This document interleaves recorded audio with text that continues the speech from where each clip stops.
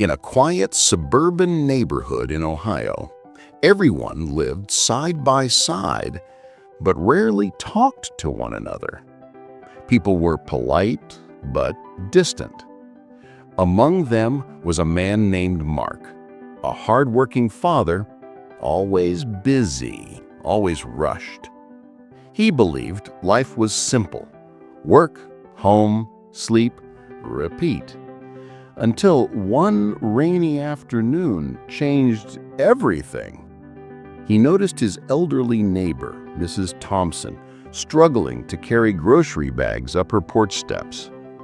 But something inside Mark whispered, "Stop! Help her!"